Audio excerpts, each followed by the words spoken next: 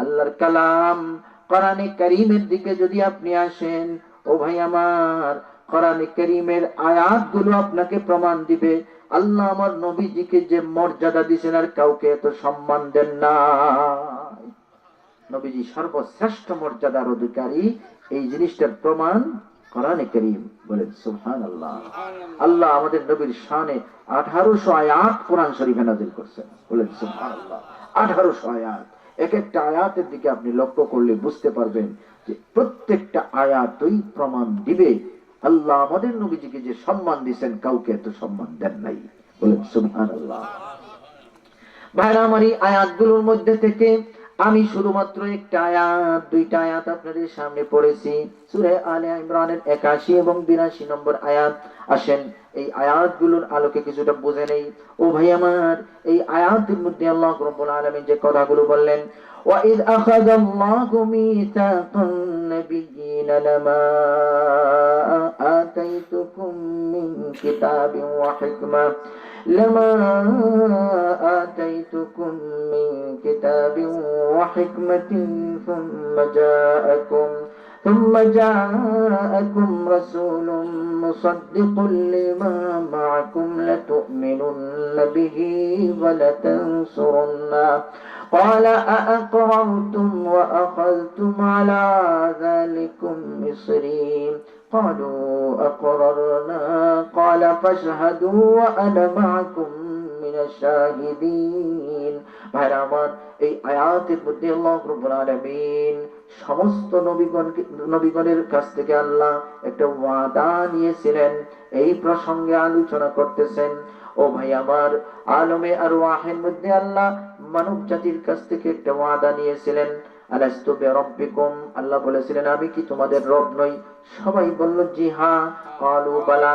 ও ভাই আমার, এই শপথের পরে রব্বুল আলামিন একটা বিশেষ আরেকটা শপথ অনুষ্ঠান করলেন, বিশেষ আরেকটা শপথের আয়োজন করলেন।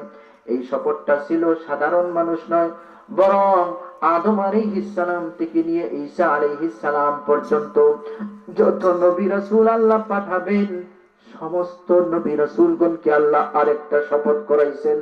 বলেন সুবহানাল্লাহ। ভাইরা আমার, এই শপথ কিসের শপথ?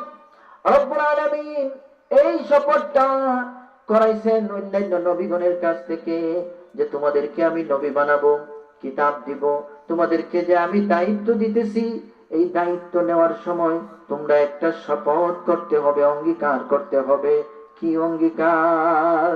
ثم جاءكم رسول مصدق لما معكم لتؤمنن به ولتنصرنه।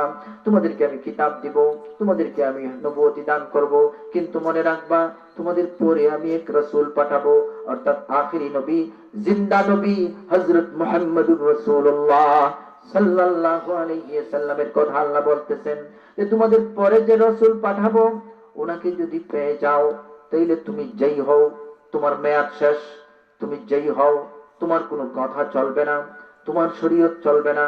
উনি এসে গেলে ওনাকে মানতে হবে, ওনাকে সাহায্য করতে হবে, আর কারো কোনো কিছু চলবে না। বলেন সুবহানাল্লাহ। আল্লাহ অঙ্গীকার নিলেন। দেখো এই কথাটা মানতে পারো কিনা আগে জবাব দাও। قال أأقررتم وأخذتم على ذلكم إصري। এটা মানবে কিনা এটা এখনই জবাব দাও।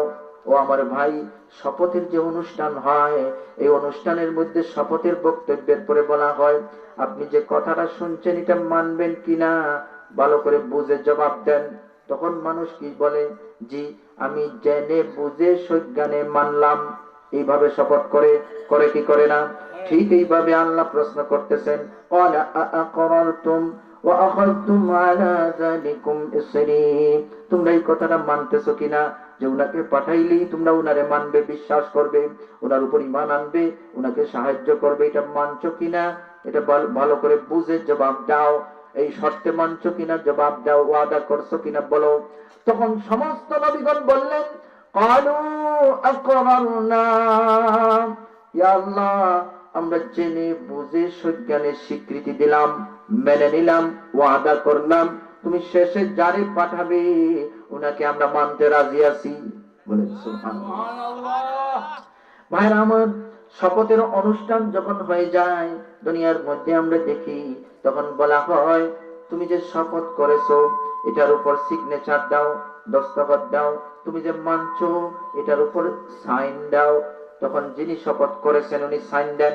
সাইন দেওয়ার পরে কি হয়, যিনি শপথ পরিচালনা করেছেন উনি বলেন আমিও সাক্ষী হিসাবে দস্তখত করতেছি। এইভাবেই মোটামুটি শপথের আয়োজন শেষ হয়। তো এবার দেখেন আল্লাহ রাব্বুল আলামিন তাদেরকে বললেন তোমরা মানছো কিনা জবাব দাও। তারা বললেন আমরা মেনে নিলাম, আমরা ওয়াদা করলাম আমাদের পরে যারে আপনি পাঠাবেন ওনাকে আমরা মেনে নিব, আমরা ওয়াদা দিলাম। এবার আল্লাহ বলেন ক্বালা ফাশহাদু, তাইলে তোমরা এই কথাটার সাক্ষী নিজে বনো। বলেন সুবহানাল্লাহ। তোমরা যে ওয়াদা করতেছো এটা সাক্ষী নিজেই হও। যেইভাবে শপথের পরে বলা হয় দস্তখত দিয়া যাও, আল্লাহ যেন বলতেছে তাইলে দস্তখত দিয়া মাইনা নাও। বলেন সুবহানাল্লাহ। ভাইরা আমার, শপথ যিনি পরিচালনা করেন উনি শপথ অনুষ্ঠানের পরে নিজের দস্তখত দেন সাক্ষী হিসাবে, যে আমি যে শপথ করাইলাম আমি এটার সাক্ষী দাও, আমিও দস্তখত দেই। আল্লাহ রাব্বুল আলামিন ঠিক যেন এইভাবেই কথাটা বলতেছেন কোরআনে কারীমে। আল্লাহ বলেন ওয়া আনা মাআকুম মিনাশ শাহিদিন, আমিও তোমাদের সাথে এই ব্যাপারে সাক্ষী থাকলাম। বলেন সুবহানাল্লাহ। দেখেন কার ব্যাপারে শপথ করাইতেছেন? আমাদের নবীর ব্যাপারে শপথ আল্লাহ এত শক্তভাবে করাইতেছেন। আল্লাহ নিজেই বলতেছেন মানছো কিনা এখনই জবাব দাও, তোমাদেরকে যে দায়িত্ব দিব এই দায়িত্ব পালনের আগে এই কথাটা স্বীকৃতি দিয়ে যাও, আমার শেষ জমানায় পাঠানো রাসূলকে মানবে কিনা। তারা বলেন জি আল্লাহ মানছি, আমরা স্বীকার করলাম, ওয়াদা করলাম। আল্লাহ বলেন ওয়াদা যখন করছো তাহলে সাক্ষী বনো, যেন বলতেছেন সাইনটা দিয়ে যাও। ভাইরা আমার, এরপরে আল্লাহ বলতেছেন আমিও এই ব্যাপারে তোমাদের সাথে সাক্ষী থাকলাম। বলেন সুবহানাল্লাহ। ভাইরা আমার, শপথের অনুষ্ঠান যখন শেষ হয়ে যায় তখন পরিচালক বক্তব্য রাখেন। পরিচালক বক্তব্য রাখেন, কি বক্তব্য রাখেন? পরিচালক বক্তব্য রাখেন এইভাবে যে আপনারা যে ওয়াদা করেছেন, শপথ করেছেন, সাবধান এটা ভাঙবেন না। এই শপথের অমর্যাদা করলে বিপদ হবে, সমস্যা হবে, দায়িত্ব চলে যাবে। এইভাবে সতর্ক করে বক্তব্য দিয়ে থাকেন পরিচালক। দেখেন ঠিক ওইভাবেই রব্বুল আলামিন পরের আয়াতের মধ্যে সমস্ত নবী রাসূলগণকে সতর্ক করে বক্তব্য দিচ্ছেন। আল্লাহ বলেন ফামান তাওয়াল্লা বাদা যালিক ফাউলাইকা হুমুল ফাসিকুন। রব্বুল আলামিন ফরমান সাবধান, যদি এই কথার অন্যথা কেউ করো, যদি এটা কেউ লঙ্ঘন করো, যদি এই শপথের ব্যাপারে উল্টা পাল্টা কেউ কোনো কাজ করো, যদি এই ওয়াদা থেকে কেউ ফিরে যাও, তুমি কে সেটা আমি চিন্তা করব না, সেটা বিবেচনা করা হবে না। এই ওয়াদা ভঙ্গকারীকে আমি নাফরমান ঘোষণা দিয়ে দিলাম। ভাইরা আমার, দেখেন কত কঠিন বক্তব্য আল্লাহ দিয়েছেন যে তোমাদেরকে আমি দায়িত্ব দিচ্ছি, নবী বানাইতেছি, রসুল বানাইতেছি, কিতাব দিতেছি, সব ঠিক আছে, কিন্তু যে কথাটা আমার সামনে এখন বলতেছো আমার শেষ জমানায় পাঠানো রসুলকে মানবে, এখানে যদি কোনো গন্ডগোল করো তাইলে মনে রাখবা তুমি যত বড় মর্যাদাশীল লোকই হও না কেন তোমার মর্যাদা ঠিক থাকবে না, তুমি নাফরমান সাব্যস্ত হয়ে যাবে। ভাইরা আমার, এমন কঠিন ব্যাপারে এমন কঠিন ভাবে আল্লাহর কারো ব্যাপারে কোরআনে কথা বলেন নাই। বলেছেন আখেরি নবী, জিন্দা নবী হযরত মুহাম্মদুর রাসূলুল্লাহ সাল্লাল্লাহু আলাইহি ওয়াসাল্লামের ব্যাপারে। তো আমি বলেছিলাম আল্লাহর পরেই নবীর মর্যাদা। আল্লাহ আমাদের নবীজিকে যে ইজ্জত দিয়েছেন, কোরআনে কারীমের প্রত্যেকটা আয়াত থেকে এগুলো পরিস্ফুট হয়ে ওঠে, প্রতিভাত হয়ে ওঠে, ফুটে ওঠে। 1800 আয়াত আল্লাহ নবীর শানে নাজিল করেছেন। প্রত্যেকটা আয়াতের দিকে গভীরভাবে লক্ষ্য করলে আয়াতগুলো প্রমাণ দেয়, কোরআন শরীফেই প্রমাণ দিচ্ছে আল্লাহর পরেই নবীর মর্যাদা। বলেন সুবহানাল্লাহ। কথা বললে আমি ফজর পর্যন্ত আলোচনা করলেও কিনারা করতে পারবো না, শুধু আইডিয়া দেওয়ার জন্যই কথাগুলো বলেছি।